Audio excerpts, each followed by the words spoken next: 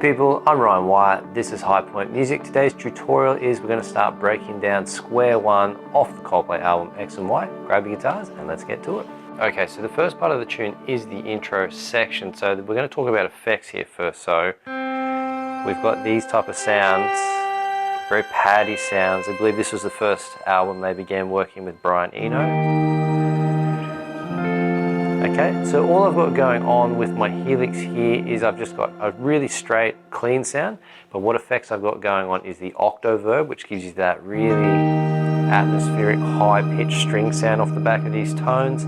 As well as that, I'm using an auto swell, so you can hear that it's fading the tone and taking the attack off the chord. So you can get that either by using a volume pedal, you can even do it by winding your volume off on your pickup. So you've got a few options which you can achieve that sound, but use whatever you can get your hands on to achieve these sounds. Let's start breaking down the part.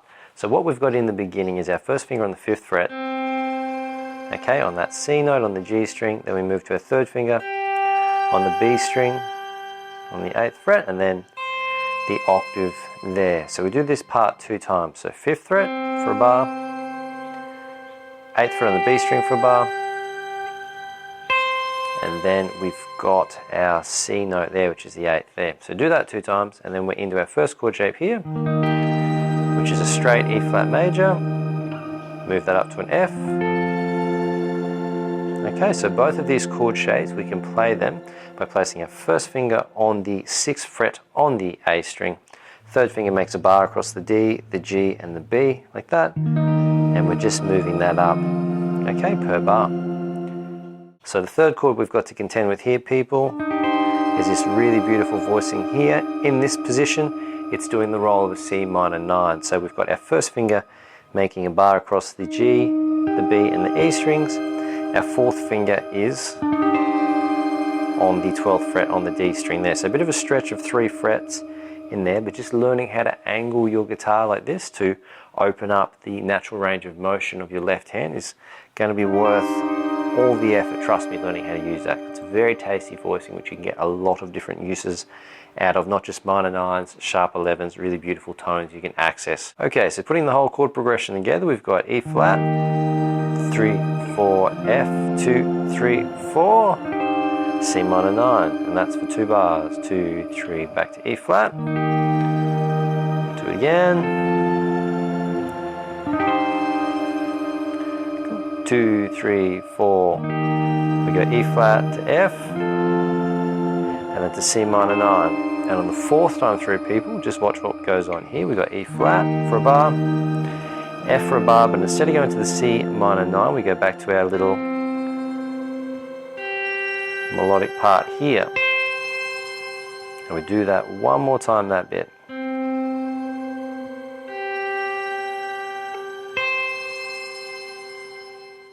Okay, the next part we're going to look at, people, is the chorus guitar part, which is the main riff in the tune, which starts at 3, 4.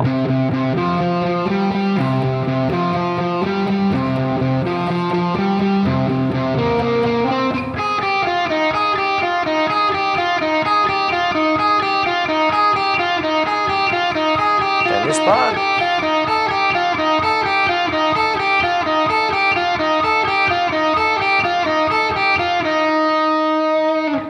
Let's jump in and learn how to do that. So our first finger comes up on the 8th fret on the E string here, and we're just going 1, 2, 3. So this is all even 8th notes, so 1, 2, 3. And then we drop our first finger down to the 8th fret on the A string, and we're going 1, 2, 3. And then on the 10th fret, 1, 2. So if there's 8 notes, we've got 1, 2, 3, 4, 5, 6, 7, 8. On the 10th fret. So 1, 2, 3, 1, 2, 3, 1, 2. Do it again. 1, 2, 3, 1, 2, 3, 1, 2. Repeat again. 1, 2, 3, 1, 2, 3, 1, 2. And the 4th time you do it, we go 1, 2, 3, 1, 2, 3, 1, 2. So what we did there is we skipped to the D string, which is the 8th fret here, and just went 1, 2, 3, 1, 2. Once we get to the end of that progression with that riff, so the next part of the tune, people, is this descending line in an E flat major scale. So we start with our 4th fret on the E, 2nd finger, 1st finger goes on the 3rd fret on the E string there. I like to use my 4th finger here, but I can imagine some people would like to transition to a 3rd finger. But that's a 6th fret on the B, and then 2nd finger goes on the 4th fret on the B there. So 1, 2, 3, 4 is the sequence. 1, 2, 3, 4. What we do with this one, people, is we play it 8 times. So you do this 8 times in a row. 1, 2, 3, 4, 2, 2, 3, 4, 3, 2, 3, 4, 4, 2, 3, 4, 5, 2, 3, 4, 6, 7, 8.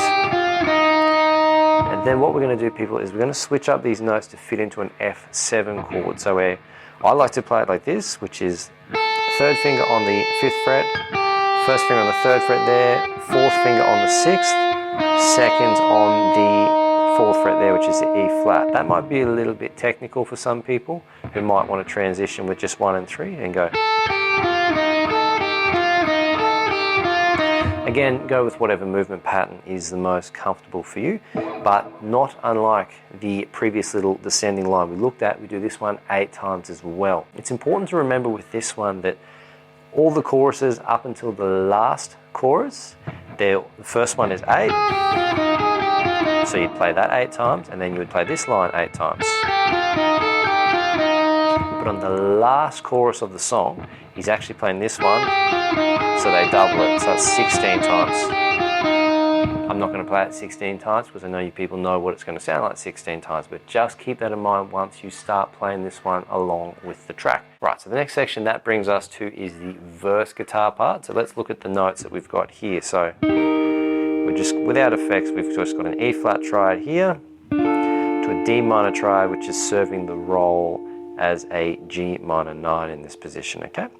So we've got E flat, which is our 1st finger on the 6th fret on the E. I've got my 4th finger on the 8th fret and my 3rd finger above it on the 8th there. So just 1, 2, 3, 4. Our 1st finger slides down 1 fret to the 5th fret. 2nd finger comes up to the 6th fret on the B. 3rd finger goes on the 7th fret on the G, and we strum those. Okay, like that. So a bar of each. So 1, 2, 3, 4, 2, 2, 3, 4. So once you've got that together, the next riff we're going to look at is this, which is our 1st finger on the 8th fret, which is 1, 2, 3, 4, 5, 6, 7, 1, 2, 3, 4, 5, 6, 7. You can play that with your 3rd or your 4th, whichever is most comfortable. So if we're combining those two parts together, we've got E flat, 2, 3, 4, 1, 2, 3, 4, 1, 2, 3, 4, 5, 6, 7, 1, 2, 3, 4, 5, 6, 7, 2, 3, 4, 1, 2, 3, 4, 1, 2, 3, 4, 5, 6, 7, 1, 2, 3, 4, 5, 6, 7. So for the next part up here, people, we've got this little lead part. 1, 2, 3, 4, 2, 2, 3, 4.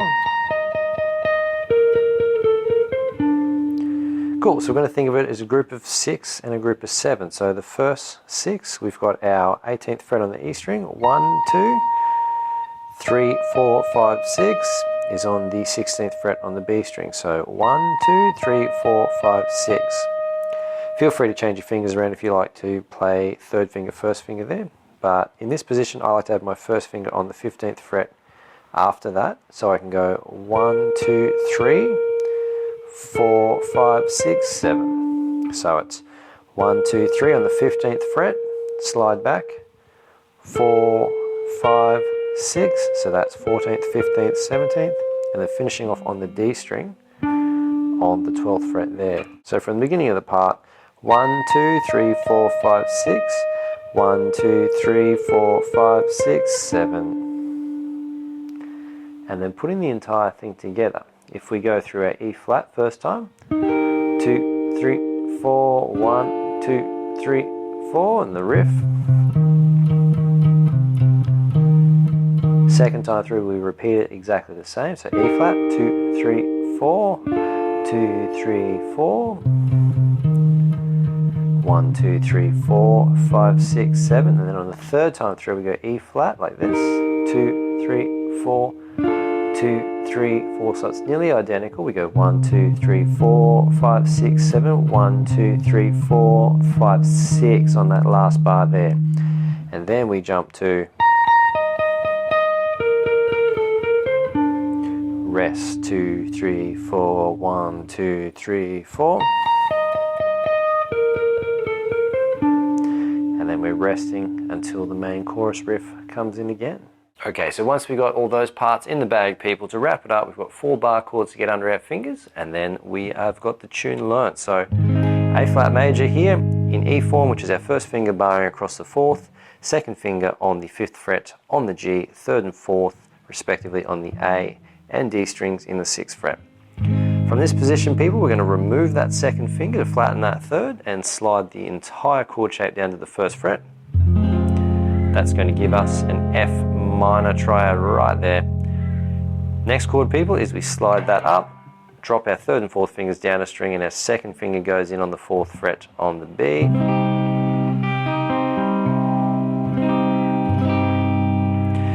Just like that, people. And the last bar chord we need, people, is we take that shape, slide it down 2 frets, keep our first finger where it is, and flatten our 3rd finger across the D, G, and B strings like that. Now the strumming pattern moves around a little bit, but it's very basic rhythm to follow. As long as you're following the basic accents of what a drum would be playing in this section, you're going to be fine with fitting it in.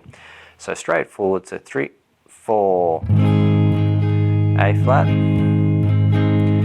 F minor, C minor, to B flat, and then back to A flat,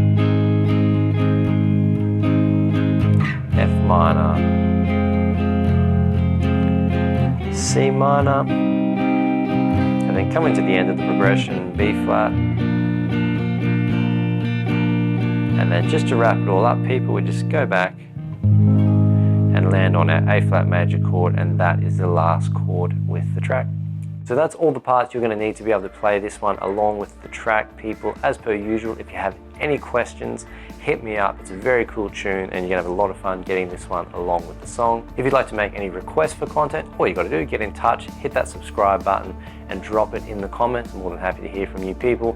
Thank you very much for watching. I'm Ryan Wyatt. This is High Point Music, and I'm going to catch you all in the next video.